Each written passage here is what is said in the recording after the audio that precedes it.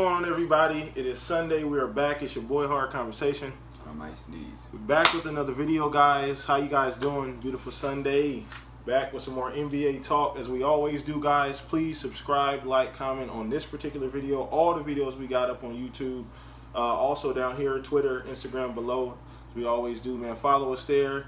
He runs the Instagram. I run the Twitter. Hit us up. Follow us there, man. We love talking, debating. Also, too, a really cool app called Hardwood by Amino. Me and him use it often. If you like NBA talk, you like debate, you like everything NBA related, it's like a one-stop shop. You can do YouTube there, you can do Twitter, post links, all kind of cool stuff. So what I'll do is I'll put a picture of it like right over here by my shoulder or something. That way you guys will know what it looks like. It's a Google Play Store, Apple Store, find it there. So moving on to today's topic, we're talking a little bit of game one, kind of a, not reaction, but just like a what would you call it? Like a little review. Little review over game one. And then we're going to talk a little bit about game two, which is today. Today at 5 o'clock. Today. All right. Niggas ain't going to show up to the gym till about 8 o'clock today. I already know it. Oh, yeah, I know, right? Niggas either going to be really mad or niggas going to be happy and excited. So depending on who show up. So some good competition today. So game one, as we know, was a nail biter. It was a nail biter, very close game. A lot of crazy shit happened. But I guess I just want to touch on a couple things first before he gets started. So LeBron had a great game. He went off 51, 8 and 8, phenomenal game. Pretty much kept him in the game the entire game. Right up until the end. Didn't do much in overtime. Some calls, I don't really object to many of the calls. There was one big one that everybody's talking about. If you didn't watch, it was a charge initially, then it got reversed to a block, which is the actual proper call. If you play basketball at any level, you know it was a blocking foul. So if you learn that in 5th grade, that's a block. So I get what people talking about because that type of call is not a reviewable call. You're not supposed to review. I've heard though that 2 different refs said 2 different things. That's why they went to the tape. If they do that normally, they come amongst themselves and be like, you know what I'm saying? It's not really a call that you can go and review. Because that's not a proper call. It's a judgment call. All I'm saying is, well, if you got 2 refs it's like saying 2 different things. Travel. No, it's the same thing they do in the NFL. I know it's not the NFL, but they have the same kind of rule. If 2 refs make 2 different calls, they take it to the tape. Now, it's unusual. I think that's why everybody's like, oh my God, why is this? Like, the rule's been there, and it's unusual, and the timing of it is kind of weird because it can swing the momentum of the game, essentially. Right. But even after all of that, if George Hill makes his free throw, that fucking foul doesn't even matter at the end of the day, whether it was a block or a charge. So, in hindsight, it wouldn't have mattered if he knocked his free throw down. So, or, the other escape. We're not going to get into JR, guys. We're not. This is why they had a weed policy. Yeah, the Henny God strikes again. That's all you guys need to say. That boy was taking. It wasn't really too much of his fault. It it has more to do. Like, people hate. Just because his shit was so it was so dramatic. Yeah, that's what it was. Yeah, it was. Niggas was like, what the fuck is going on? That don't make sense. But nobody knows if my man try to light it up, that shit getting smacked. My man had 4 blocks on the night. Okay. That'd have been block 5. Maybe true. Because you gotta think about. I think it's just more so what you would have done or should have done in that any other regular season game. They probably would have put the ball back up, but it's just like at that particular time you make that play. So it's like I think left field is fuck. A lot of people like this, man. If you ever play pickup ball, you ever play with a dude that ball hog or is taking up a lot of the shots, a lot of the time you're not disengaged in the game. Engaged in the game. Not locked in. Yeah, you're not really understanding what's going on. And a lot of that was LeBron and them last night. And I think the Warriors' strategy was that is to let him score. These guys ain't gonna pay no attention to the game. Look at man. You ask a man who ain't touched the ball all day to make 2 free throws that decide the game. Well, true. Good point. Man. When y'all. That's a good point. That's a whole different story. But you look at this nigga face. His face when this nigga had to take the shot. This nigga was like. And we said, me and I.K.H.C said, if you go back and watch our videos when this trade happened, when they got George Hill and Rodney Hood on his guy, besides the fact that George Hill is trash, anyway, that he says George Hill is trash. But anyway, this particular team. When they made that trade, one of the things that I always said is that none of these guys have any really much playoff experience. George Hill probably has the most playoff experience out of those 4 guys that they added to the team. He's played with the Spurs, Indiana, the Pacers, been on a couple runs, so he has that experience. Utah's another one where he's kind of came from the hellhole to Cleveland. Yeah, so I mean, essentially, exactly. Good Lord. Exactly. Anyway, I forgot they even had a damn team. How are they not the longest drought than Seattle? I don't understand it. I'd rather move. They were actually thinking about that. They were actually gonna move them to Seattle. No, I'm talking but that about shit got vetoed. It was like, how are they in a longer playoff drought than Minnesota? That's what I wanted to know. They just need to move that team to Seattle. Yeah. I'd prefer them Seattle Kings or Seattle whatever. Take them fucking Kings and move. Seattle deserves a basketball team. Exactly. Besides Chris Webber, Lottie Device, 2000, 2001, 2002, well, maybe 2003, maybe. I think they broke up right after like 2002. They kind of the franchise kind of. I remember. Lottie retired. Chris Webber. Detroit, all kind of weird shit. Mike Bibby went elsewhere, went to the Hawks, all kind of random shit. Yeah, he old as shit. He was old as fuck at the time. That nigga played with Magic. Yeah, but shut the fuck up. But anyway,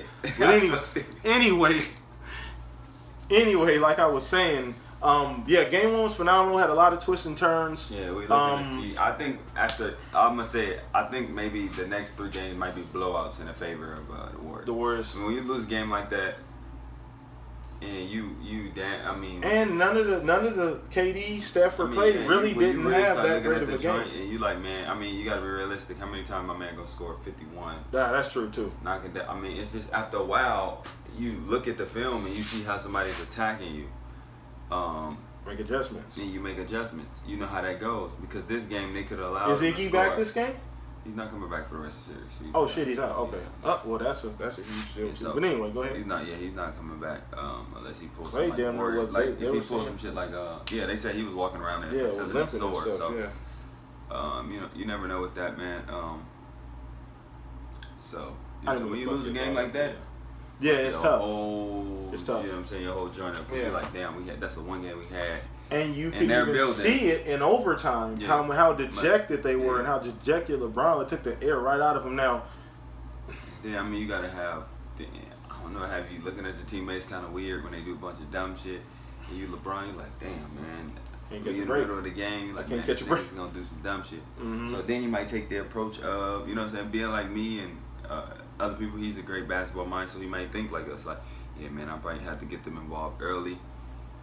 Because they would look maybe disengaged, they look like they were, you know what I'm saying, do what they supposed to do. So he might try to do that early and fuck around and get blown off the face of the earth because these niggas not hitting shots. You know what I'm saying? Honestly, really look at the context of the game. This is something that me and him have talked about. If LeBron only scores 40, they still lose that game by, I don't know, 10, 12, 13 points. If he only scores 40. 47 and thing and they were a tie game. Exactly. So if he only scores 40, they lose by 7, 8, 9, 10 points potentially. So he's gonna and kudos to the Cavs. Kudos to Ty Lue. He's not getting a whole lot of credit for getting the team prepared for game 1 and having a good game plan because he did come out with a good game plan. But what we're saying is that as great as LeBron James is, it's not in his character to go out and put up these 50-point games. He's not his greatest strength. LeBron's greatest strength is not even his passing. It's not his scoring. It's not his shooting. It's his ability to, I want to say, make everybody around him better because that's not always true. Just be able to distribute and get everybody where they need to be because he's so smart and intelligent. If you don't know where you need to be, he's going to get you the ball where you need to be, even if you ain't thinking about it. Like, even if you have to play, he's going to put you in a position to be successful generally. Exactly, a LeBron fan. The nigga, somebody said I was in the gym when he told Patrick Patterson exactly where to go on the play that his coach had just called. His coach, the Raptors coach, called the play and he told him, he was like, you're in the wrong spot. You got to go over there. LeBron told him that? Told him that. You're in the wrong spot. This nigga, called man. for you to be over there. I was like, what the heck? You talk about brain, the nigga told the nigga, like, you basically. You in the wrong spot, G. The play, you supposed to be standing over. That shit crazy, G. This nigga's basketball mind is crazy, man.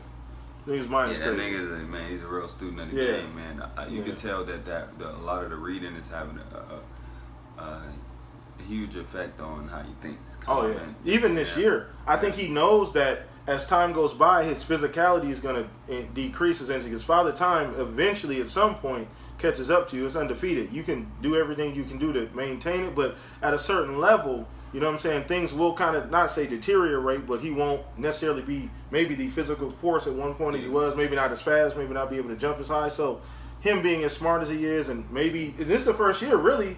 I mean, he's always been incredibly smart, but I think this may be the first year that we're really like, I really like noticed how much of the, like how he's like, when we talk, me and him are big Kobe's fans, and Kobe's maniacal, and I'm sure, I don't want to say Kobe can probably do the same thing, but I'm sure Kobe has enough intelligence, basketball knowledge to probably do some similar things, but I didn't realize how much, how locked in he is when it comes to how much of a student he is at a game. Yeah, I never noticed that. Kobe kind of broke down just different ways, probably to score, to how to beat defenses. From his perspective, kinda studies just different plays. Yeah. It's crazy, man. Yeah, that shit crazy. Got a fucking blueprint up here. But anyway, we didn't even. So moving on to game 2, what are some of the things you think they need to make adjustments for? So whether it be Cleveland, or how do you think what you think the outcome's gonna be? I just think KD, man. KD is the biggest adjustment, just like last year. I mean, once he man up, I think he playing in his feelings, and I think he got to get out of there. Once he man up, what you gonna leave Steph to go mano a mano with LeBron? You're not gonna win that. Unless Steph get hot, but even then, it's You're not going, because they scoring 2 different ways. Yeah. You know what I'm saying? You don't have a matchup for LeBron. What you got to do is, if LeBron's on KD, so if KD attack him and he dropping 30 on your head, and you dropping 30, it's like, okay, so what? Exactly. And now, guess what? I know Steph is better than everybody else on your team. I know Clay is better than everybody else behind that. Draymond is better than. So now it's just like me and you, and what them guys gonna do? Yeah. And last game he was like the help. Damn near LeBron outscored damn near him and Clay. And then you got him outscored Curry, Clay, just to make it even. Yeah. And then it was just Clay. Yeah. Who just, you know what I'm saying, a little bit extra, over, yeah. and then Draymond did what he did. So it's gonna come down to Kevin Durant. Kevin Durant makes the biggest difference in the series. And for the Cavaliers, I mean, I don't think you're gonna win with them guys scoring 51 every night, because a lot of the times that's the team strategy. His strongest 2014 Spurs 2014 Spurs, 2007 Spurs. Letting them score. You know what I'm saying? Yeah. All right, go ahead. You know what I'm saying? Those guys are stagnant. They're not going to, like, if you're a basketball player, your pride high. If you ain't touching the ball, what's your motivation to play defense? You know what I'm saying? So those guys are grown men. You know what I'm saying? So they ain't touching the rock a lot. Hey, you know what I'm saying? Getting scored on. Yeah. And getting That's cooked. true. You know what I'm saying? So That's I think, true. what was J.R. Smith guarding Steph Curry? You know what I'm saying? So it just depends. Yeah. It just depends. It's all just minor adjustments, because they played perfect for 48 minutes. Pretty much. 5 more minutes, it was a wrap. 5 minutes, it was a wrap. So, and funny thing is, I want to talk to you Cavs fans real quick, and you LeBron James fans, because I'm a fan of LeBron James, but I'm a LeBron James appreciator. I'm right between. So there's a fanboy, then you got Skip Bayless on the other end. There's 2 spectrums, right? Yeah, you got Skip, or you're Nick Wright, usually. So I'm talking to the Nick Wrights of the world, not the Skips. We don't even usually Skip. Sometimes we going overboard, but talking to the Nick Wrights and the Cavs fans. Go every direction just to discredit, bro. Yeah, listen.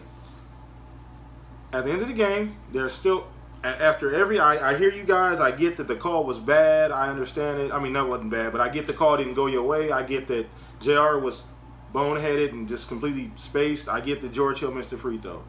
But at the end of the game, you was still tied even after all of that. You still had an opportunity to go out, win the game, get your guys together, rally the troops with 5 minutes left. You had momentum. You clearly had the best player on the floor that game. Clearly, by far the best player on the floor. We're clearly the best player in the league. Yeah, the period at this point. So, yeah, it's not.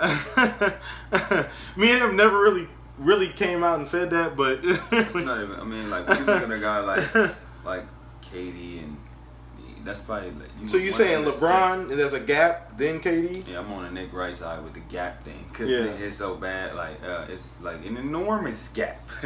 Because, I mean, it's just like LeBron, at least he had falters in the past, but now, you know what I'm saying, he kind of gets over everything that just plays. He just plays, yeah. So I appreciate that. He's pretty much doing everything he has to do, or everything he needs to do, making any adjustments that he needs to do. So honestly, I think this run, say for instance they lose the next 3 games, get blown out, I think I'll have a newfound respect for LeBron James' game. I've always respected him, and I've never discredited him, but I'm very critical, because when you call somebody the GOAT, I take that very, very seriously. Yeah. You know, and he does also too. So when you call somebody to go, there's things that require that in my opinion, is a criteria. And I'm looking at everything along the way. I don't exclude anything just to make anybody look better. Kobe, Mike, anything along their career, I acknowledge the valleys and I acknowledge the peaks, and everything in between.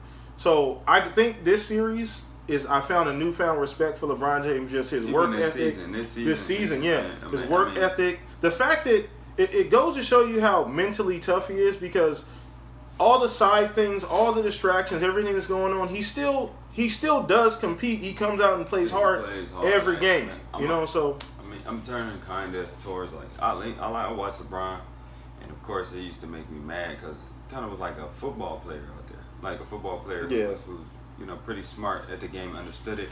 His physicality was his biggest advantage, right? Yeah, I feel like his skills improving even in year 15. It's improving. That was improving and getting better at shooting.